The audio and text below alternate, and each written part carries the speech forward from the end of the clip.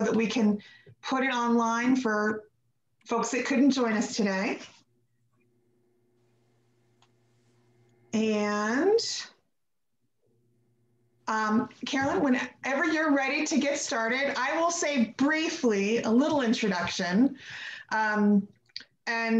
Actually, I'm reminded to start with acknowledging that I'm joining this group from the homeland of the Salish Kalispay people, that you may be joining from the homeland of a different people, and to take just a moment to think about what it means to you that you are on a land that was once occupied by others, and what it may mean to them that you are there as well.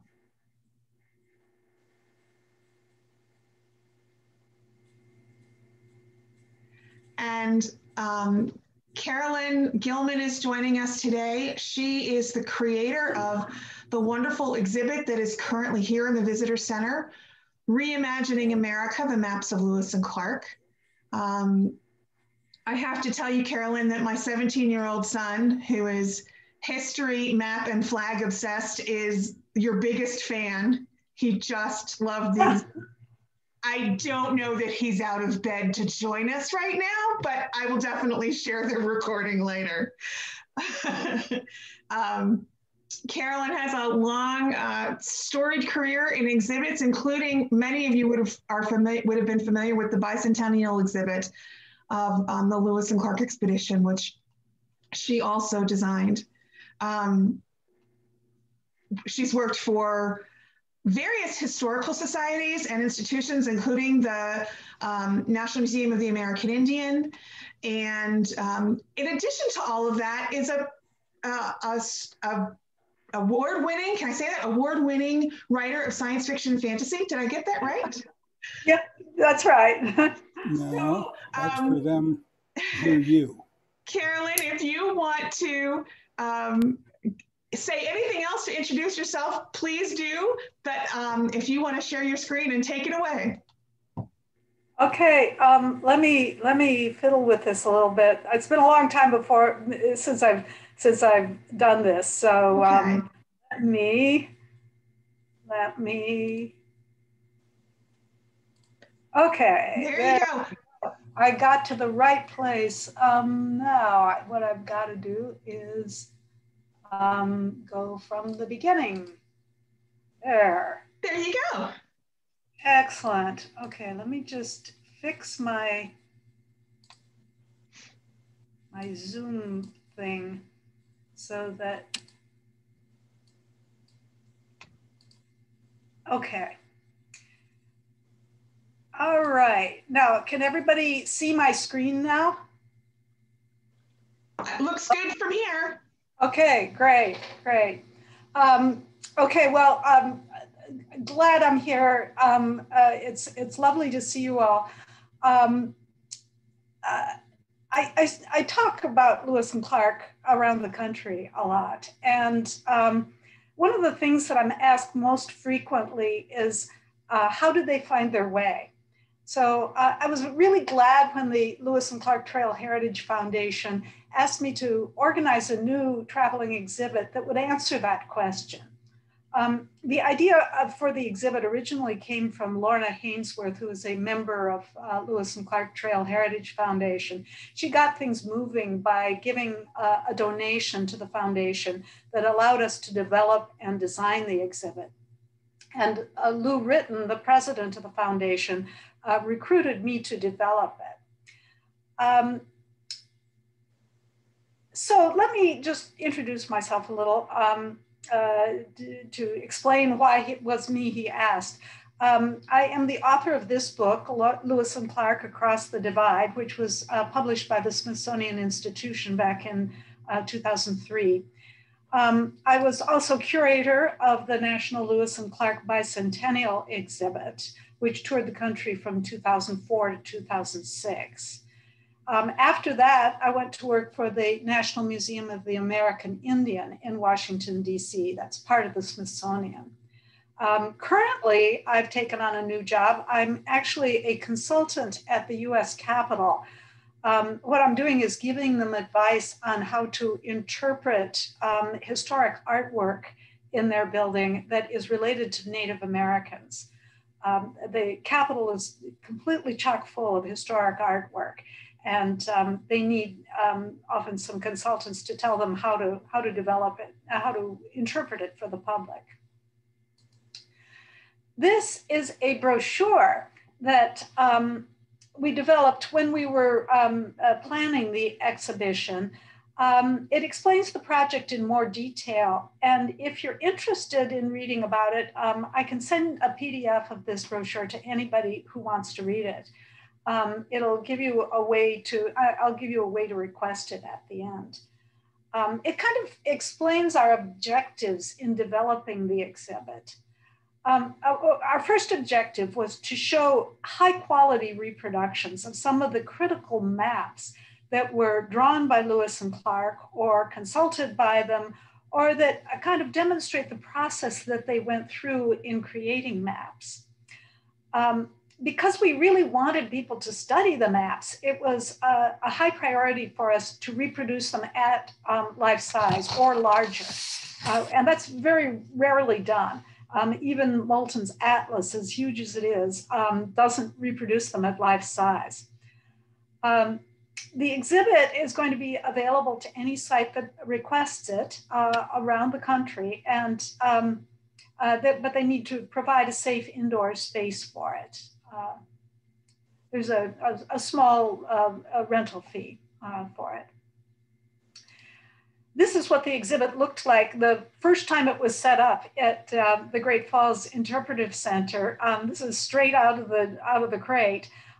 It can be set up in a variety of different ways, but this just shows in general what it looks like. It's composed of these retractable banners, but the reproduction quality is really quite high. The main message of the exhibit is that mapping was central to the mission of Lewis and Clark. You will recall that the Louisiana Purchase had just doubled the potential size of the country. But in the East, people imagined the Louisiana Purchase in several ways. Some of them imagined it as a mirror image of the land that they already knew.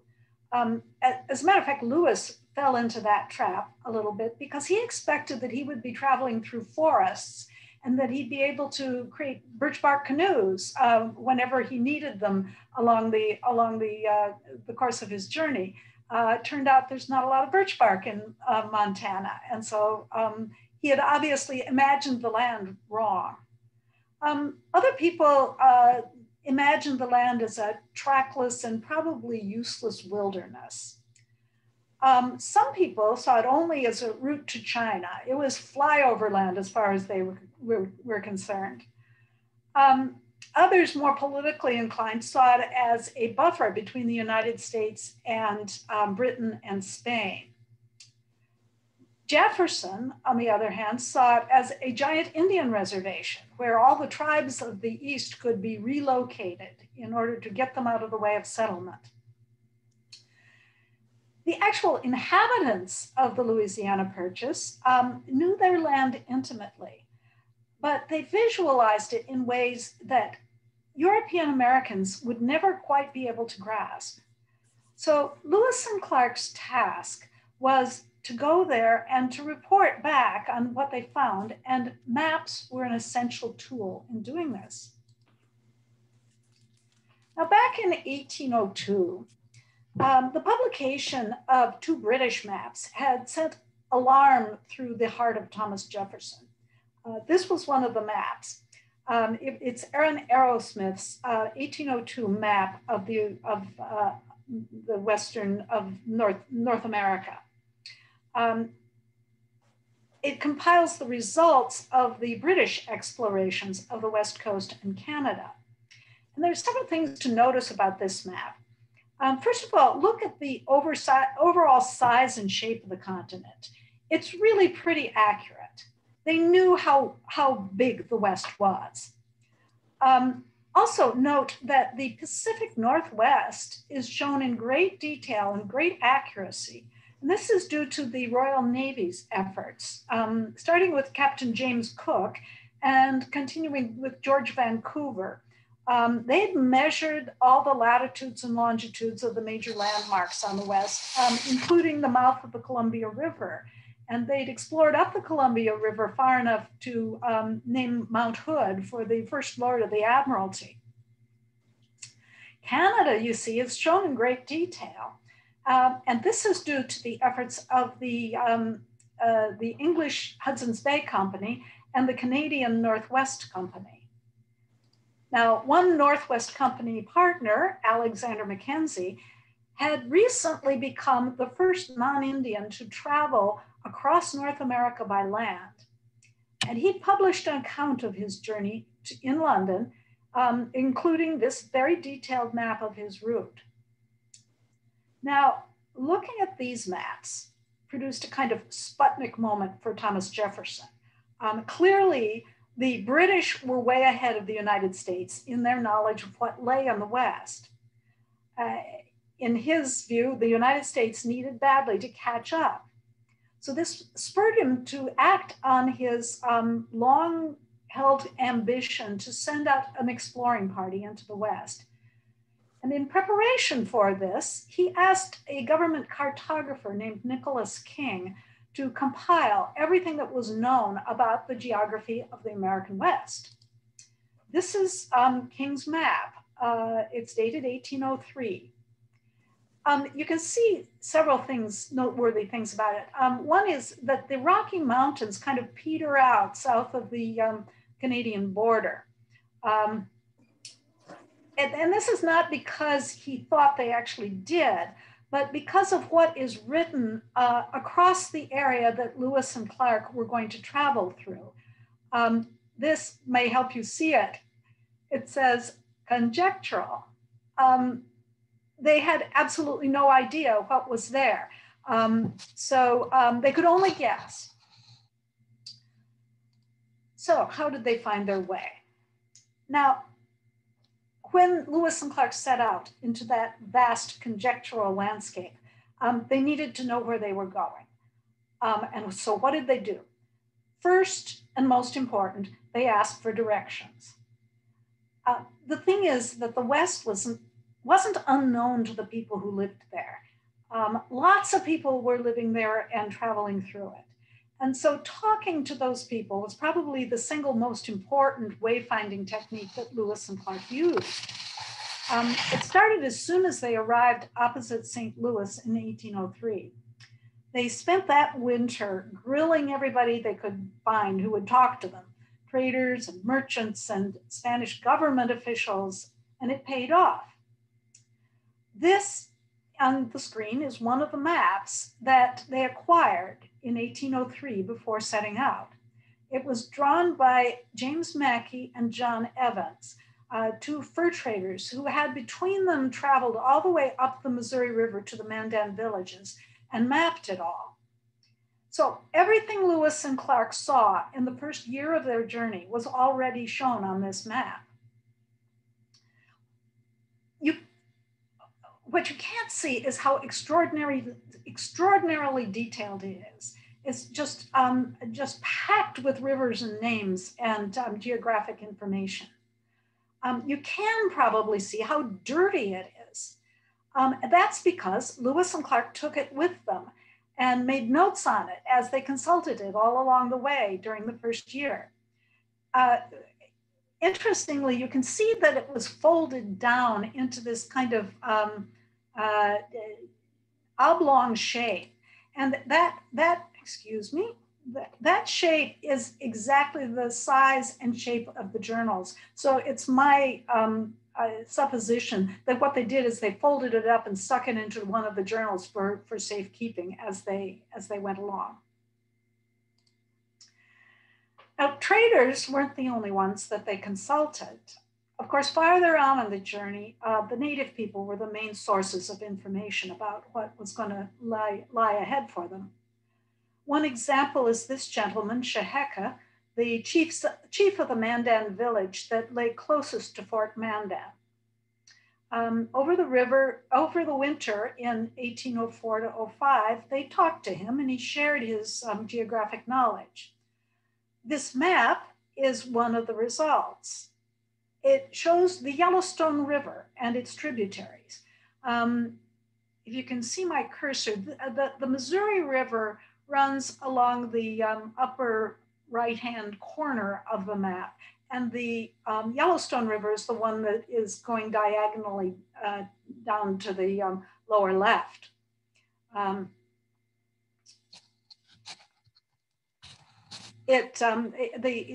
Clark has labeled the Missouri River the Roche Jaune in kind of quaintly phonetic French, because that's what he was hearing. Roche Jaune obviously means Yellowstone in French. The map actually depicts the route of a war party that Sheheka was on once upon a time. And that route is shown by this dotted line that you can just barely see on the map. Now, there's been a lot of speculation about how the Native people communicated geographic knowledge to Lewis and Clark. And this document is a particular favorite of mine because it shows evidence of how one such exchange of information took place. It was created in 1806 as Lewis and Clark were waiting at the Nez Perce camp to cross the mountains on the way back. And they were still quizzing people about geography. So this is like a place map that they were sketching on as they were having a conversation. You can see a kind of circular burn mark, the black mark there. And that's where somebody set a hot kettle down on it and burned a circle in it. And then you can also see some stains where they spilled food that was probably in the kettle. So you can imagine a kind of convivial scene going on here. There was some guys sitting around eating and drinking and sketching on a scrap of paper that happened to be handy. And this is the result. But when native travelers gave them information, Lewis and Clark faced a translation problem that had nothing to do with language. This is because Indian cartographic conventions were different from European maps. The differences were rooted in the reasons that the two groups drew maps in the first place. Americans of European background primarily drew maps to delineate property and boundaries. That's what surveyors were trained for. Indians, on the other hand, drew maps as visual narratives. Each one was a diagram of an interaction with the landscape.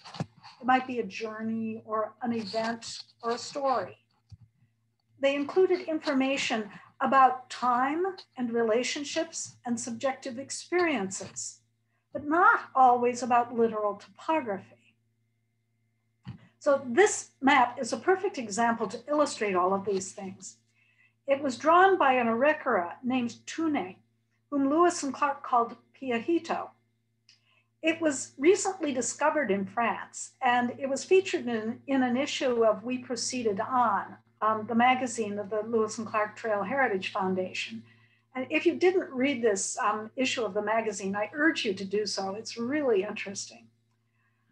Lewis and Clark met Piahito as they were traveling up the Missouri River in 1804.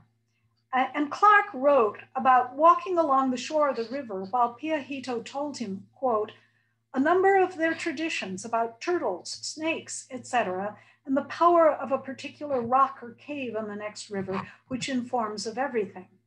And he added, none of those I think worth mentioning. This passage has just frustrated me for years because I knew that Piahito was probably trying to convey to Clark his understanding of the Missouri Valley as a mythic landscape. So I rejoiced when I found out that Piahito had drawn this map to convey the same information. Now, in this map, we see a Missouri Valley that isn't the empty landscape we've been conditioned to imagine. Instead, it's a densely peopled landscape with inhabitants, human, animal, and spiritual. The circles you see on the map are native nations. And the dotted lines between them, such as here and this chain of circles, it shows relationships, alliances, related peoples. The animal icons, such as the thunderbird and the eagle and the buffalo here, those are places of mythic and cosmic meaning. Lewis and Clark appear on the map. They appear here and they appear here. They're two sticks with hats. The councils that they held are the sunburst circles, here and here. So this map conveys not just geography, but events all the way from time immemorial to the very recent past. It shows political alliances and habitations. Every symbol on this map has a story behind it, as every landmark on the river did. The landscape was, in fact, the Arikara history book, and it was their Bible. That's what Piahito was trying to tell Clark. Now, European Americans never really understood that taking the Indians' land was taking far more than just real estate. This map, drawn by a Clatsop Indian, was also focused on people rather than topography. It shows the communities living along the Oregon coastline. Now, the most striking thing that we notice about it is that the coast is shown as an arc. By comparison, this is how we imagine the Oregon coast. It's a straight line going north and south. The Clatsop mapmaker didn't show it that the way he did because he was incompetent or because he couldn't draw a straight line. He simply imagined the landscape differently than we do. To him, it was a series of bays with named villages along them. How those bays were oriented to the cardinal directions was immaterial. This demonstrates one of the cartographic conventions of Indian maps. They often used variable rather than fixed directions. Piahito's map did the same by showing the Missouri River as a straight line rather than as a wandering watercourse. Now, this map shows another principle of Indian cartography. They used temporal rather than spatial scale. This takes a little bit of explaining, so bear with me. The map shows the Columbia River. On the left side, you can see the Willamette taking off to the south, toward where Portland is. And in the middle is the place where the Columbia River takes a right angle turn and heads off north. Now, to orient you, this is how we map the same stretch of river. The Willamette would be down here by Portland, and the place where it turns north is right here by Kennewick.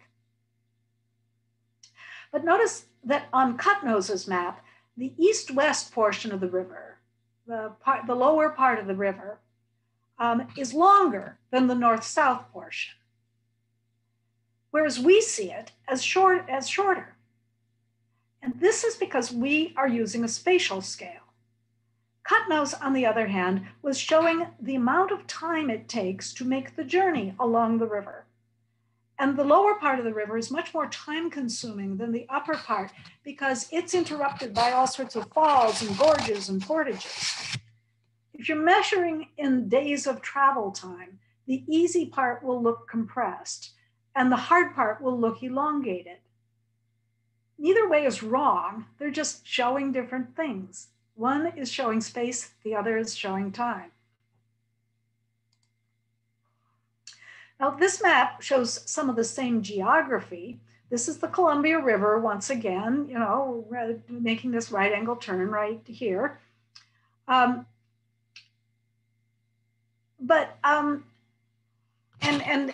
are two eastern tributaries shown. The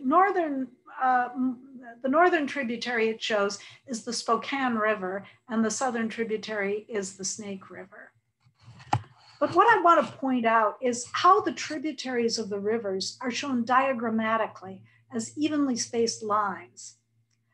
This mapmaker wasn't trying to show naturalistic water courses. He was giving travel directions, as we might with streets. He was saying something like, past 4 rivers coming in on your right and then turn left. So it was the intersections that people needed to know about. That's what was important. Now, there are many other differences in cartographic conventions, but these kind of give you the picture. And I want to stress that the Indian methods were superbly adapted to conveying certain kinds of information related to the experience of traveling through the land. In fact, they were so functional that we still use some of the same methods today. Here's an example. This is a diagram of the Washington, D.C. metro system. Hundreds of thousands of people use this every year to find their way. It uses a temporal scale. The spacing of stations is elongated in the center of the map where there's a lot of traffic and the trains go slow. And then it's compressed on the outer edges where the trains go really fast and you hit one station after another. Also look at how evenly spaced the stations are, just like the rivers on the Nez Perce map. The tunnels are shown diagrammatically. They're kind of schematic. They're straight lines rather than showing the twists and turns of the actual tunnel. And the rivers, you notice, are shown kind of geometrically as well. And also good luck trying to orient yourself to any cardinal directions when you exit one of these stations.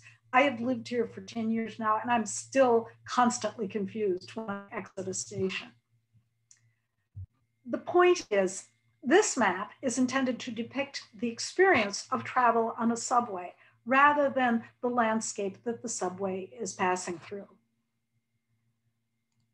But that's not what Lewis and Clark were up to. They had a completely different thing in mind.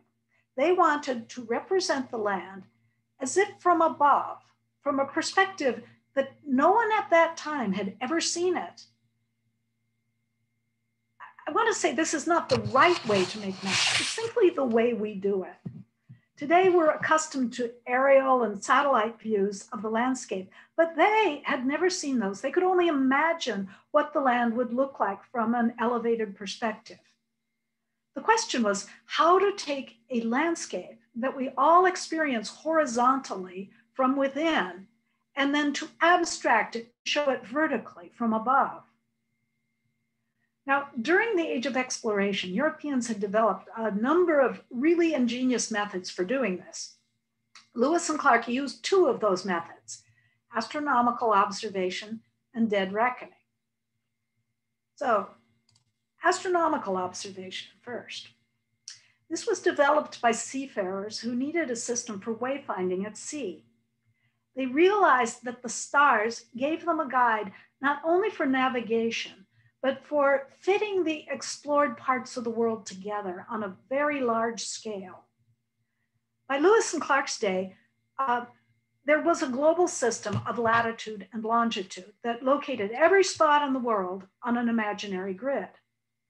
Lewis aspired to use the latest Enlightenment science to pinpoint landmarks of the West in this global system. And to do that, he needed astronomical observations. Now, this instrument, the sextant, was the critical instrument that he used. It's a tool for measuring vertical angles, usually angles between the sun and the moon and the stars, between each other and their angle from the horizon. The easiest thing to measure was latitude. Now, just to remind everybody, latitude is your distance north from the equator, and longitude is the distance east or west from the prime meridian in Greenwich, England. So to find your latitude, all you needed to do was measure the angle of the sun from the horizon at noon, and then do some simple calculations to compensate for the tilt of the earth and the distortion by the atmosphere, and you have your latitude. Sounds easy, right? Well, not so much in practice, because there were a lot of complications. First of all, finding the horizon in a rugged landscape, and then figuring out exactly when it was local noon, and measuring the sun's angle when it was so high that the sextant couldn't read it directly. Just a few of the many complications. And suffice it to say, there were workarounds for each of these problems. Here is one example from the journals when Lewis wrote down the results of a latitude reading at the Great Falls. He was using one of the workarounds called a back observation because the sun was so high in the sky. You see, he writes, June 20th, at our camp below the entrance of the Portage River, observed meridian altitude, that's the altitude of the sun at noon, of the sun's lower limb, that's the bottom edge of the sun, with the octant by the back observations. And then he gets his raw number, then he performs his mathematical calculations, and he says latitude deducted from the observation, 47 degrees, 7 minutes and 10 seconds. He wasn't exactly right, but good enough for government work. Longitude now was much harder to measure. And here the critical tool was a chronometer, essentially a very accurate watch. Now, in theory, you could set a chronometer to Greenwich time when you set out. And as long as you knew the rate by which your chronometer ran fast or slow, and you never let it stop, you could find your longitude by comparing the local time to the time in Greenwich. And that would yield your longitude. And that's essentially what ships of the Royal Navy did. They had their chronometers set up and they never changed them. And they wound them like clockwork every day. Well, that didn't work out so well for Lewis. His chronometer was constantly stopping. He forgot to wind it, and then he got it wet, and he dried it with feathers, and he oiled it with bear's grease. Not exactly recommended for such a delicate instrument. So what could he do instead? Well, fortunately, there were other ways to find Greenwich time. The Board of Longitude in London published a very helpful book, The Nautical Almanac and Astronomical Ephemeris, that predicted the timing of various astronomical events, such as eclipses and rising of certain stars and occultations and the positions of the moons of Jupiter for Greenwich time in years ahead. This is a page from the Almanac for 1804. Lewis could set his chronometer to local time, observe the timing of some listed event, and thus find his distance from Greenwich.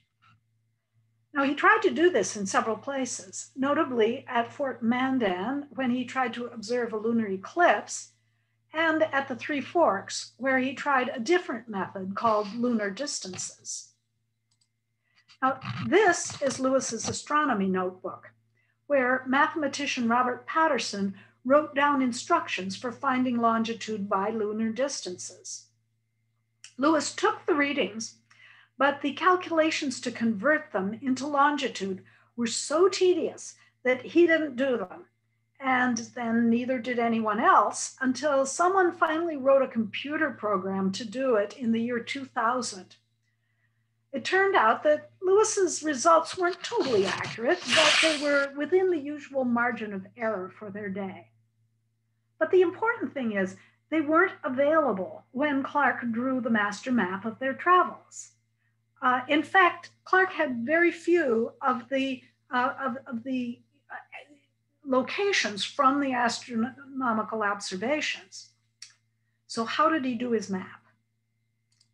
Well, fortunately, there was another method of map making available to them called dead reckoning.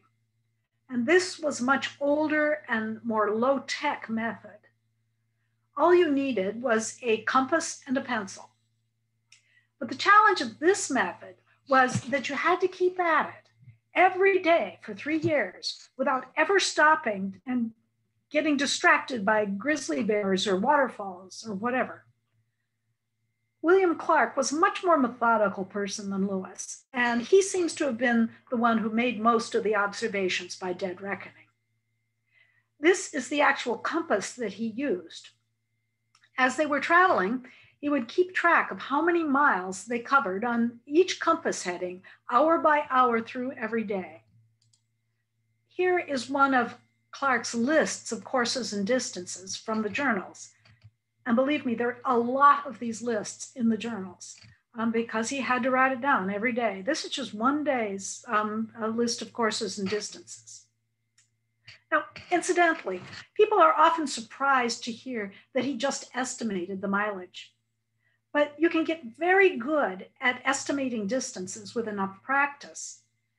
What you do is you look at a landmark ahead, such as a tree or a bend in the river, and you guess how far away it is.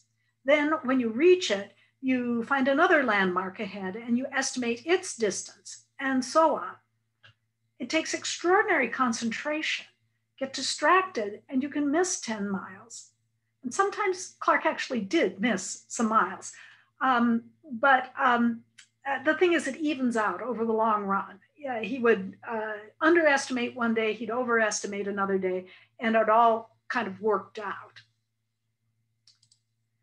So every week or every 10 days or so, Clark would take his courses and distances, and he would chart them out on a grid work with a protractor and a ruler, filling in the river bluffs and the islands and the other details from his notes.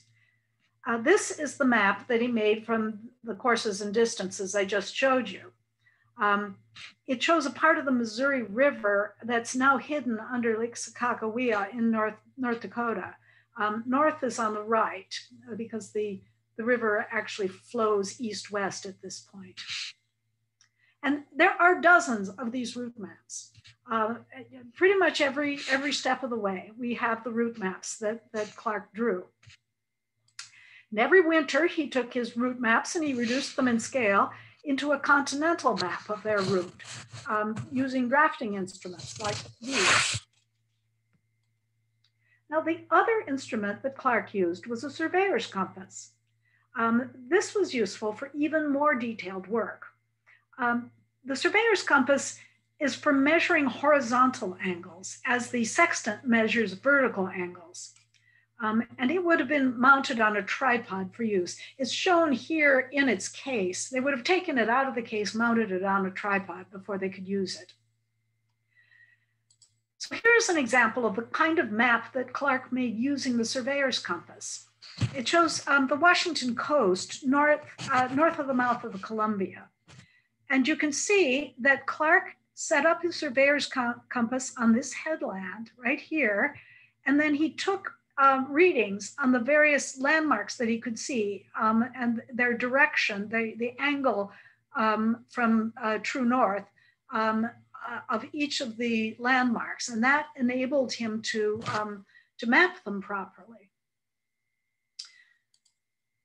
Another use for the surveyor's compass was to measure distances he couldn't measure directly, such as the width of a river channel. And you'll probably remember from your high school trigonometry that if you have an angle and a side of any right angle triangle, you can calculate the other sides. So what he probably did was he probably took two readings on, he was looking at a landmark across the river, and he would take two readings on that landmark and then measure the distance between the two readings with the surveyor's chain. And then he filled in the details from sight. This shows the Celilo Falls that is now obliterated under the water from the Dalles Dam. So what did it all add up to? This shows Clark's master work, his revisioning of American geography. This huge map reportedly hung on the wall of his office in St. Louis, and he updated it as new information came in. All of his route maps and the notes in the journals are summarized on this map. Now, it's easy to see how much it has added to the knowledge of the American landscape. Remember back to Nicholas King's map. This entire area in the West was all marked conjectural before Lewis and Clark, and now it's all filled in. What's harder to see is what it leaves out. Remember back to Piahito's map and the layers of history and social relations and sacred sites and cultural meanings that the native people saw on the landscape. Remember how densely populated the Missouri Valley seemed to him. Clark's map wipes the land clean of everything but topography. It's like an erased blackboard ready for the next day's lessons. But this was the map that really changed history.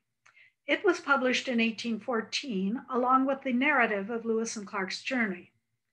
It has been called one of the most influential maps ever drawn. Now, remember that before the expedition set out, the United States had looked hesitantly on the Louisiana Purchase. They weren't quite sure about this. They wondered if westward expansion posed a threat to national unity. But with this map in hand, they could envision the United States as one country reaching the Pacific. This map, in fact, helped shape a new national narrative. It was one in which the West became a solution and not a problem. The advertisement for this map said, "Vast regions are now open to reward the spirit of commercial adventure and to receive hereafter the overflowing tide of our own population." When you look at this map, you see a land that's open, empty, waiting for people to move in. In the years that followed, the transformation of the West became a unifying national project.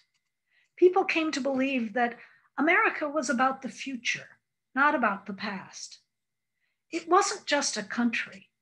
It was a destiny, a destination. It was about a people who shared not what they had been, but what they were going to become. So this has been my take on Reimagining America. I'll leave you with this slide, which shows Clark's route map of the Lolo Trail, and also some email addresses if you want to follow up.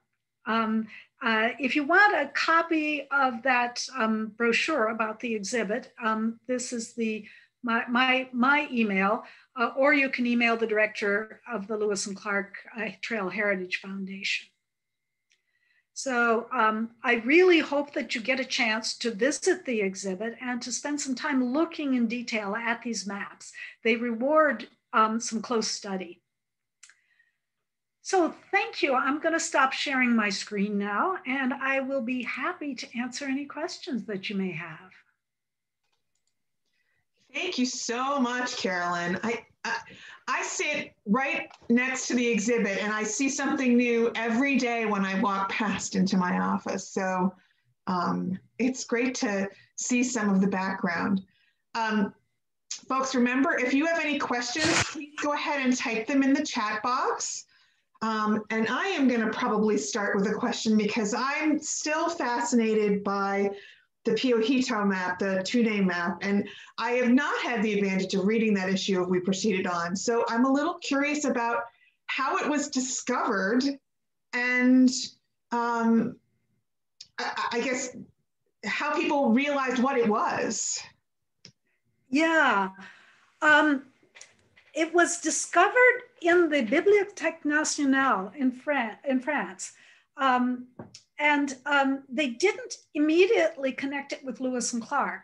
They recognized it as a very interesting Native American map, but it took an archaeologist actually who was working on the Missouri River, on some sites on the Missouri River to realize what it was. And the story of how it got to France is just as fascinating, and it's actually detailed in that article in We Proceeded On. Piahito actually went to Washington, D.C. As Lewis and Clark were traveling further up the Missouri River. He went back in 1804 and visited Jefferson in Washington. And it was when he was in Washington that he drew the map. And there are some fascinating accounts by people who interviewed him in Washington about how he explained the map. And so that's why we know what all the symbols mean. Because the explanation of the map was preserved.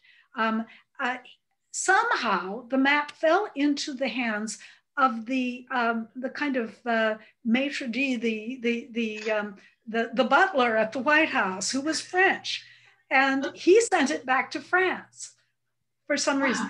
We think it was probably the Piahito's translator, who was French, who gave it to the French maitre d' at the White House, and that's how it made its way back to France. Well, it's always who you know, isn't it? Yeah, really. I mean, what a crazy story. And who would have looked in the Bibliothèque Nationale in order to find a Lewis and Clark map? That's why it was only discovered, years after the bicentennial, when everybody was combing the world for Lewis and Clark artifacts. Wow. Suzanne, who's on the call, has wondering whether there are any other Native American maps like it and whether we can see them somewhere. There are quite a few Native American maps. There's a really good book by a man named Mark Warhouse. It's called, I believe, Another America. And it's actually it's a catalog of an exhibit of Native American maps that he curated at one point. It's a fascinating book, and a lot of the information that I gave you today is also presented in that book. We're both basing it on the same sources, which is why we agree. But Mark Warhouse, Warhus, is the author of that book. I think it's still for sale. Okay, I'm putting the title of that book and the author in the chat, so if you want to look it up, you can. A related question is, what were the Native American maps made on? Is this something that they would have written down without, like, a European saying, "I want to see a map," or how are they? Really good question. Yes, we think that they did have their own cartographic traditions before curious Europeans showed up and said, "Draw me a map." And they drew them in various ways. Obviously, Clark gave his informants a piece of paper and a pen and said, "Here, draw a map." That's how he did it. But they also talk about when they met Sacagawea's brother Kamehameha. He actually drew a map, I believe, on a skin, on a hide with charcoal. And you could also scratch them in the ground. People did that too. Some people did actual three-dimensional maps. They were the topographic maps with actual mountains made of heaps of dirt, and they would kind of mold that would be particularly useful if you were traveling through mountains, to show the height of the mountains and how to make your way through the mountains. So that was sometimes done. Interesting. We have another question. Can you touch on how Clark's maps, the individual maps, interconnected? You mean the route maps? Yeah, actually, if you have a large enough space, and I've done this, you can lay them out so that they all create a connected route. You put the bottom of one map next to the top of the map adjoining, and you can piece them together all in one huge map.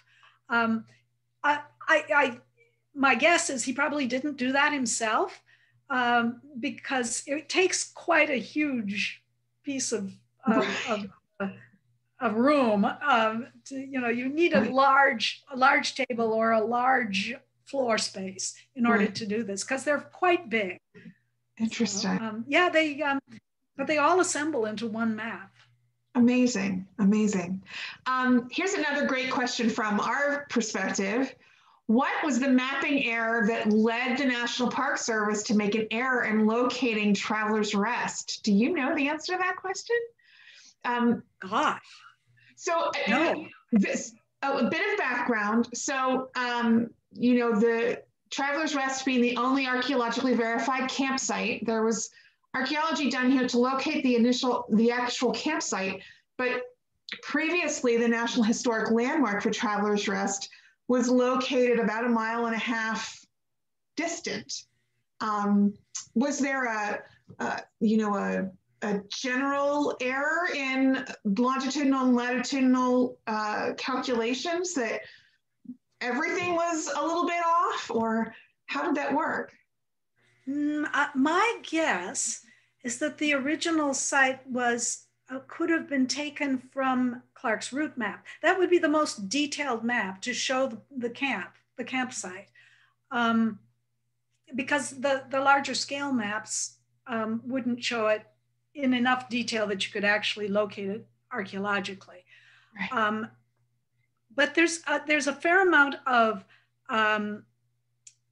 interpretation involved in actually relating his maps to the landscape. That's one reason they've never actually found Fort Clatsop. Even though Lewis and Clark did make a map that shows Fort Clatsop, you can't get it down to the level of this 10 feet versus that 10 feet. It's just not that detailed. Right. And so you have to, there's a certain amount of uncertainty on all these maps. Yeah. I think we're so lucky here that we had some folks who thought to look in a different spot, and we were able to find the archaeological evidence of the campsite here. Yeah. I haven't given up their finding Fort Mandan, quite frankly. I just think they've never looked in the right place. I think it will still be there. Well, we'll certainly encourage it, but we'll maintain our claim to being the first. Yeah. Once you're no longer the only one, then you can be the first. Right. Here's another question from Drew. It says, well, and you sort of answered this, in fact, can you comment on the consistency of precision of the route maps and how they might or might not reflect the Corps' particular experience at the time that Clark created them? One thing that they do show, and it's both confusing and fascinating, is that they show, for instance, the route of the Missouri River as it originally was. If you lay them side by side with a modern topographic map, you can see that the river has changed course. But if you line up the bluff lines, you can tell that the bluff lines are very accurate, and they haven't changed a great deal. So there are certain things that you can relate, that modern things you can relate to what's shown on the old maps, on Clark's maps, and there's certain things you can't. The rivers, the courses of rivers change over time. And there's a lot of other landmarks that change, but there are certain things that you can look at that don't change and that you can relate to. Yeah, present. Great. Milo, I see that you had a question. Do you want to just ask out loud? I have a comment in regards to the location of Travelers Rest and the Lolo Trail. Okay. Can you hear me, Molly? Yes, we sure can, Milo. Go ahead. Okay. In the 70s, when I worked as the archaeologist for the Lolo National Forest, one of my first jobs was to try and locate on the ground the original Lolo Trail. And it had been designated a National Historic Landmark in 1960 by the National Park Service. Likewise, Travelers Rest had been designated a National Historic Landmark. There was no ground truthing for either Travelers Rest or the Lolo Trail. The location for the original Travelers Rest was one square section at the confluence of Lolo Creek and the Bitterroot River. Mm-hmm. Right. The Lolo Trail ran from Lolo, Montana to Weippe, Idaho, within a 10-mile wide corridor. Okay. As I say, Right. there was no ground truthing for either site, either Travelers Rest or the Lolo Trail. It wasn't until the 70s and the 80s that we were able to locate extant portions of the Lolo Trail actually on the ground in Montana and then later in Idaho. And I think in the 80s, Bob Bergantino was one of the first to look at the potential of Travelers Rest up Mormon Creek.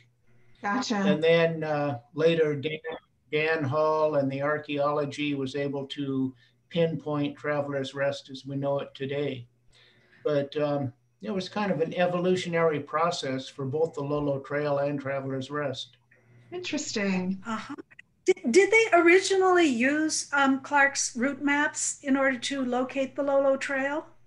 You know, we did later on in the 70s, but I don't think when they did the first landmark nomination, the Park Service at that time was just looking for places significant in American history.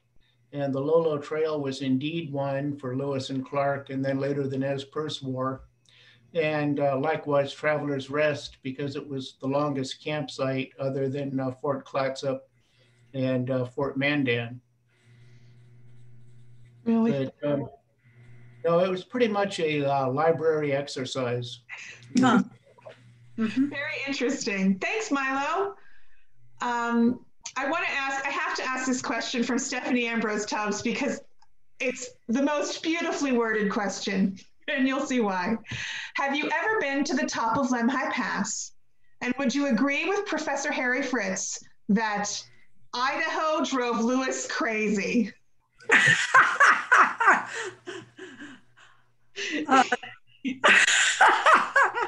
Great question. I actually found myself quite by accident at the top of Lemhi Pass exactly 200 years to the day after Lewis was there. And I had no idea it only occurred to me later as I was standing there looking at the view that in fact it was exactly 200 years to the day since Lewis was there. It kind of drove me crazy, but I mean, I don't think in the same way. That's great. We had another quick question about David Thompson's maps. Just a comment on Thompson's maps. Yeah. Oh, just to comment on David Thompson. I'm a huge admirer of David Thompson. He's a Canadian geographer who worked for the Hudson's Bay Company and the Northwest Company and traveled all through this region, all through Canada, mapping everything like crazy. The man was just a mapping machine. And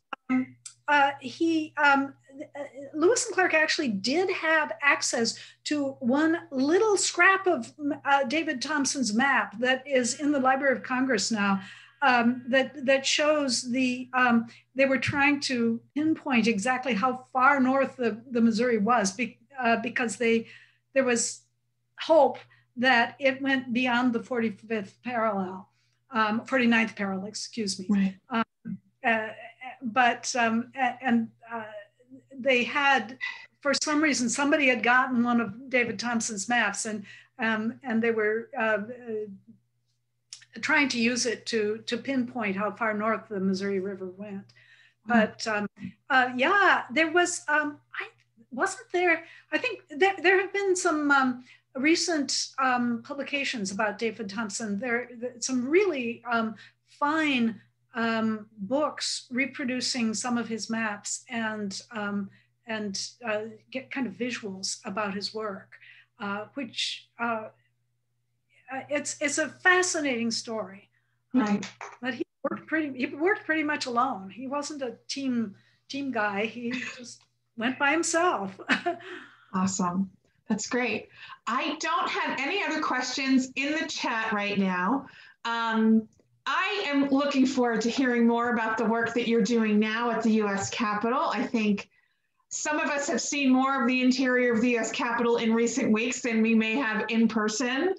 And so I hope that maybe in a little while we can talk a little bit more about the artwork that you're finding there and the depiction of the cultures from this part of the country that have made it to the West, or made it back to the Capitol. You can actually, it would be possible to do a really interesting kind of Indian history, just illustrated by the artworks in the U.S. Capitol, running from Pocahontas all the way up to the present day. Fascinating work. Right. Well, I want to thank you again for being here today, Carolyn. I want to let folks know too that the exhibit is open. We will have it here for at least another month until March 6th. The visitor center is open so that you can come and see it from Wednesday through Saturday, 10 to 4, and on Sundays from noon to 4. Within the visitor center, we are requiring masks, but it has not been too crowded. If you're worried before you head down to the park, please give us a call and we'll let you know if there are lots of people here. It is definitely worth coming to see it. I also wanted to remind folks that we'll be back here again next week at Saturday at 11 for another program, and that our auction, which raises the money for things like this program and that modest fee to rent the exhibit from the Lewis and Clark Trail Heritage Foundation, the auction will go live on February 19th. So I hope everybody will join me in a round of applause for Carolyn. Thank you so much. And we will see you all again here next week. Thanks. Thank you, Carolyn. You bet. Thank you, Molly. You're welcome.